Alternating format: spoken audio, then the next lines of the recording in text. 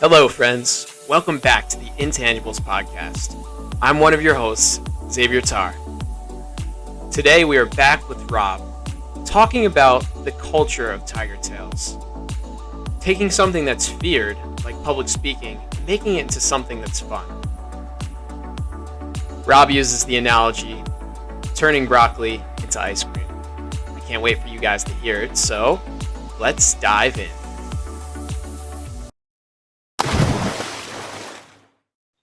We also had folks like Corey and Alex that are atypical, I'd say.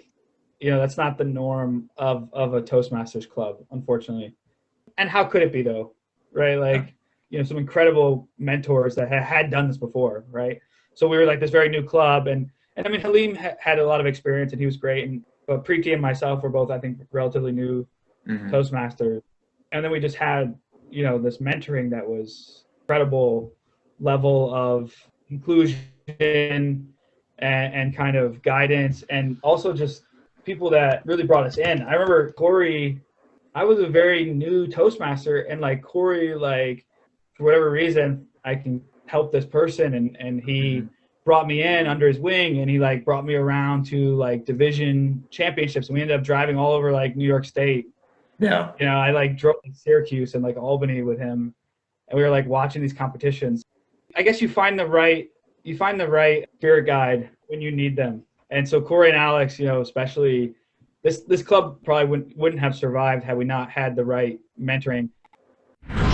Honestly, like it's really hard to express, like some of the people in this room, how much impact they had on me. I mean, Sabor, I remember when you came and you were like, hey, I gave a TED Talk, can I join Toastmasters? And I'm like, do you want to speak right now?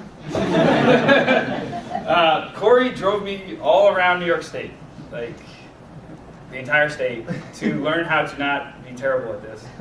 And I'm sorry I failed you, but I mean, it's like, come out to California. I have no idea what I'm doing. I need you out there to direct me. Alex, your hair is a lot longer. You need to get a haircut. What are you doing? Yeah, it makes it so much easier when you have somebody's footsteps to follow in instead of trying to blaze your own path or something like that. It's like, who's been successful, and in this case, public speaking before, and how can I follow them and become better? You can really tell like when I left, at least like 2 years on, the culture of the group, you can see like how the founding kind of story was still ingrained in there, right? Where it's not about showing up and doing your leadership speech on like your real estate profession or what, you know what I mean? Like no one to Tiger Tails and like talked about their desire to be better at marketing, or like, you know, they showed up at Tiger Tails and talked about like deeply personal stories, or like couples growing up, or how they've like gotten to this point at RIT on the precipice of this big change in life, you know, and this education, and how that wasn't necessarily a foregone conclusion, and how things could have gone differently, and how their friends have taken different paths. I mean, all these different stories that we heard were because of how we started the club, like saying we want to hear, you know, like bring something real, and share that. That's definitely Corey's influence on the club and on me, and I think on all of us. That emphasis on bringing something real. You get all of these master's students together and engineers, and it would be so easy for it to turn into like this ego factory where everybody gets together and they polish their presentations, and then they all get together and they show off. And that wouldn't have survived. And I think probably if I were starting the club then back 6 years ago or 7 years ago when we started it, I think if it were up to me, that's what I would have made, is a little ego factory where everybody gets together and shows off. Corey's vision was so much bigger than that in terms of getting people to show their hearts. When people do that, when they share something real, like you were saying, when they share that, that's what bound us together, I think, as a club, and it started that culture that is something that's going to last. Absolutely. You're so right. Like, I hadn't ever thought about that before, what you just said, which is just like the default of like a bunch of master students and like getting together to like work on their public speaking to be better professionals. Like that would have been the default, and I wouldn't have known any better, right? I would be like, that's why you need mentoring, and you need people like Corey in your life because like, yeah, I would just be like, well, you know, it's Toastmasters, right? It's like this, and so many, there are so many like company Toastmasters out there that's, you know, what they look like, right? That would have definitely been the default. And I remember my first speech was, I'm pretty sure, an ego trip on some great thing I was proud of or whatever.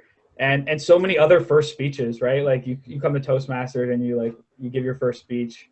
And then like we all got like the note from Corey, right? Like, let's chat. And he kind of, you know, tore down that ego wall you built up and said, you know, you have like some really good things to say, but this is how it could be so much better. You'll have so much more emotion and so much more things if you're sharing something that's from the heart.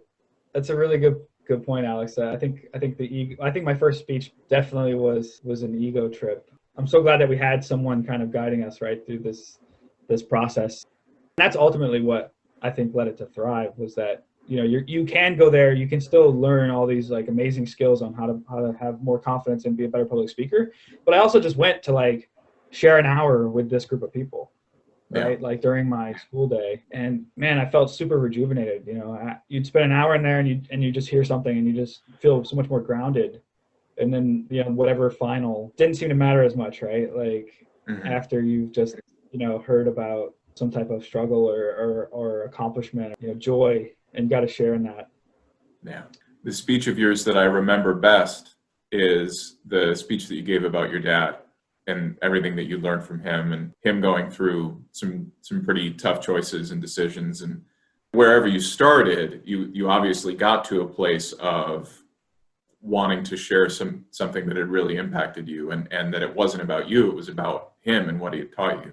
Yeah, I mean that was it was hard not to go to Tiger Tales and not kind of want to share, because people have shared, you know, when people share with you so openly, you know, you kind of owe that, right, to the group to dig deeper into, like, you know, what you're experiencing or feeling and going through, and bring that to the club to, you know, to further that conversation on how we all kind of got here and how we can kind of grow from here. Yeah. You know, and a lot of us have moved on, and I don't know, I think Halim's in Boston, right? And yep. You know, Corey and Alex, I don't know how often you guys are there, but I think whether or not you are there or not, it's kind of like culture is like, in the beginning, it's like super malleable and like very apt to go wrong. But then once it's there, right, it's like this concrete that solidifies for better or for worse. It becomes very hard to change for an organization. So if you get it right in the beginning, you know, it can become this jet fuel. But if you get it wrong, I think it can just like drag down the whole club and organization. And like, you've seen this everywhere, like out here, right? Like the culture of Uber and all these different companies that have struggled, WeWork and things like this. Once a culture is in place, it can either set you on the path of this incredible growth and kind of story, or it can just be like something that is just so ossified and hard to change. And it sounds like from you guys that culture is still thriving. I think what's worked out so well with that is that there's such a high turnover of master students, right? 2 years, you're out. It's crazy how quick it goes. Yeah.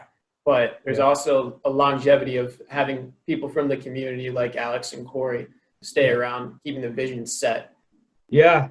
No, you're totally right. You know, and talk about, on the one hand, such a hard bar to reach, right? Like your whole club like turns over every like 2-3 years. Yeah. And you have like a totally new group of people. It's such like a crazy restriction on the club, right? Like that's like a crazy thing that like most clubs, their president has been there for like 8 years, or whatever, or 80. But on the other hand, or 80. But on the other hand, it's like poetry, right? Like you have to fit the haiku, and you might come up with this like just brilliant creativity in this small package. I don't know. Maybe it's something similar there, right? You have like this 2-year window, but that it's almost like a ticking thing where it's like you got to show up and you got to kind of run fast here. You can't kind of dip your toe in for a while. So maybe it's it's kind of almost a good restriction to have in place. But you're right. That is crazy. It's already been so many generations. Yeah, I mean we're 7 years in, so we're on our 14th president. That's crazy. Yeah, we should have had like a paddle or something. I don't know, something I could like put your name on. You know, that's great. Yeah. Yeah. So we've covered it a little bit, but I'm curious about what your answer is to how public speaking became something of fear for you or for others that you've seen to something that's fun? So in the beginning, I think I definitely, like I said, I joined Toastmasters as like okay, I'm doing a master's degree. I should like have these professional skill sets. I don't really like public speaking. It's, it's kind of scary. It's like, takes some effort, but this will be good for me. To like eating my broccoli, right? To like, and then Tiger Tails became like, the more like going to have some ice cream, like, a pleasure and kind of something I could look forward to. So I don't know if I necessarily, I guess my goals changed with public speaking, like why I was doing it. In the beginning, it was like self-improvement, and then it became more about community and being involved and having these, relationships and kind of helping each other and growing. I feel like, as an engineer, I don't get to speak, publicly as kind of much as I'd like to. I was invited back to RIT and gave a talk to the computer science department pre-COVID times. So I got to use it there in front of the auditorium. And, there's like, some talks like that. I've given various technical talks at work. We have various forums where, I'll talk to like a team of 30 or 100 or whatever, depending on the size of the like project. So I have used it in these, like, I guess I accomplished my original goal. Like I ate my broccoli, but I thought I was eating my ice cream. So I have kind of used the skills in like this engineering professional context outside of like the first meeting where I thought that's what I was going for. I kind of quickly got away from those as my goals. I feel like that was a good thing because it wasn't like work. I wasn't, putting in work to do it. And but I do kind of hope that at some point, in the future, to get back towards the public speaking that Tiger Tails was about, which wasn't like an ego trip or like how well can you get up and project, how well can you kind of share and inspire others, right? So when they leave, they feel like a little bit better about their own day or have like some new insight maybe that they can take away from this. That type of speaking, it doesn't come up often when I'm talking about, network flows or whatever. But I feel like I still have that spark, there. I just haven't had the chance to light it since Tiger Tails. Like Google does have a Toastmasters. It is focused on how do you get better at presenting your like technical ideas, right? So it's not quite the same culture as we had at Tiger Tail. But I'm hoping, I mean, I just need to transplant Alex and Corey out here. And then something started that is like, the way it should be.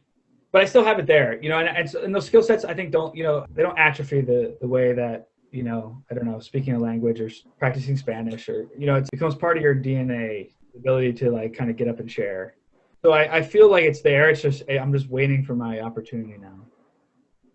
I am using the technical projection and vocal range and kind of narrative structure. There are those hard skills of Toastmasters, but I think those aren't necessarily like the hardest things to pick up. There's kind of like, the soul of the speech that's a little bit harder to learn. And I think just to keep going on it and to come back to it, especially I think that community aspect of bringing people together, that's definitely something that you brought to Tiger Tails. And I think keep that going and bringing people together. In the world in the next year, there's going to be a lot of people who are really hungry for community. And the folks who are able to build that community in the new year, the world needs that right now. We've gone into debt, so to speak, on like community, right? Like last year has taken it out of the piggy bank. Yeah. There's this big deficit that I think needs to get paid back. Absolutely. Well, I absolutely loved your answer. So even if you thought the question was hard, whenever if I have a long answer, that means it was a hard question. If it's an easier question, it's easier for me to be brief, right, and to the point. Thank you all for listening today. Join us next week as we talk to Rob again about some of his personal journey over the last few years, like Google and Facebook. Additionally, we get into some of the specific programs that Tiger Tails did and how successful they were. See you next time.